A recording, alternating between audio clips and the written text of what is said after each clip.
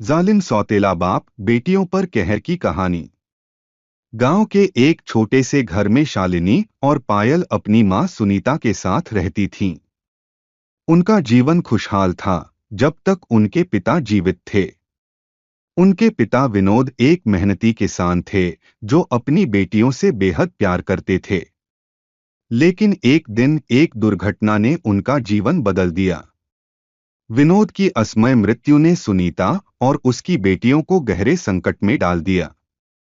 सुनीता ने अपनी बेटियों को पालने के लिए बहुत मेहनत की, लेकिन समाज और परिवार के दबाव के कारण उसने कुछ साल बाद अपने गांव के ही एक व्यक्ति रमेश से शादी कर ली।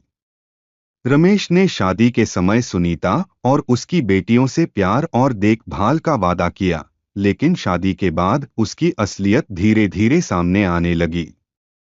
सौतेले बाप का असली चेहरा। शादी के शुरुआती दिनों में रमेश ने शालिनी और पायल के साथ ठीक व्यवहार किया। वह उन्हें बाहर घुमाने ले जाता और उनका ध्यान रखने का दिखावा करता। लेकिन कुछ ही महीनों में रमेश का असली चेहरा सामने आ गया। रमेश को शालिनी और पायल की मौजूदगी से चिढ़ होने लगी। उसे लगता था कि ये लड़कियां उसके और सुनीता के बीच दीवार बन रही हैं। धीरे धीरे उसने उन पर अत्याचार करना शुरू कर दिया। रमेश छोटी छोटी बातों पर दोनों बहनों को डांटता, गालियां देता और मारता। वह उन्हें घर के सारे काम करवाता और अगर कोई गलती हो जाती तो उनके साथ बुरा व्यवहार करता। मां की मजबूरी।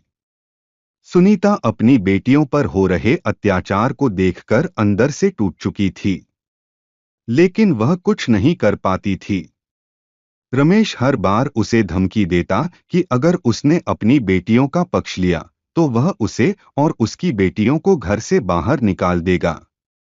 सुनीता ने कई बार रमेश से शांति से बात करने की कोशिश की, लेकिन रमेश ने उसे यह कहकर चुप करा दिया, तुम्हारी बेटियां मेरी जिम्मेदारी नहीं हैं। अगर इन्हें यहां रहना है तो मेरी शर्तों पर रहना होगा। बेटियों का संघर्ष। शालिनी और पायल के लिए जीवन अब एक संघर्ष बन गया था। स्कूल जाने की उम्र में वे घर के कामों और खेतों में मजदूरी करने के लिए मजबूर थीं। रमेश उन्हें पढ़ाई करने से रोकता था और कहता था, लड़कियों को पढ़ाई की क्या जरूरत, तुम्हारा काम तो बस घर संभालना है। दोनों बहनें सुबह से रात तक काम करतीं, लेकिन रमेश को कभी संतोष नहीं होता। वह अक्सर उन्हें खाना भी नहीं देता और छोटी छोटी बातों पर मारता। गांव वालों की चुप्पी। गांव के लोग रमेश के अत्याचार को जानते थे, लेकिन कोई भी उसकी खिलाफत करने की हिम्मत नहीं करता था। रमेश एक झगड़ालू और दबंग स्वभाव का व्यक्ति था। अगर कोई उसे टोकता तो वह उनसे लड़ाई करता और उन्हें बदनाम करने की धमकी देता। हालांकि कुछ गांव वालों को शालिनी और पायल की हालत देखकर दया आती थी। एक दिन गांव की एक बुजुर्ग महिला दादी अम्मा ने सुनीता से कहा, बेटी तुम कब तक सहती रहोगी, तुम्हें अपने और अपनी बेटियों के लिए खड़ा होना होगा। आशा की किरण। शालिनी और पायल के लिए एक उम्मीद तब जगी जब उनके स्कूल के शिक्षक मोहन सर ने उनकी हालत पर ध्यान दिया। एक दिन उन्होंने दोनों बहनों को स्कूल में उदास और थका हुआ देखा। उन्होंने उनसे उनकी परेशानी के बारे में पूछा। पहले तो शालिनी और पायल डर गईं, लेकिन मोहन सर के बार बार पूछने पर उन्होंने अपनी पूरी कहानी सुनाई। मोहन सर की पहल। मोहन सर ने इस मामले को गांव की पंचायत में उठाने का फैसला किया। उन्होंने पंचायत के सदस्यों को बुलाया और शालिनी और पायल की हालत के बारे में बताया। पंचायत ने रमेश को तलब किया और उससे सख्त सवाल किए। रमेश ने पहले तो अपनी गलती मानने से इनकार किया, लेकिन जब शालिनी और पायल ने हिम्मत दिखाकर पंचायत के सामने अपनी कहानी बताई तो रमेश का झूठ सामने आ गया।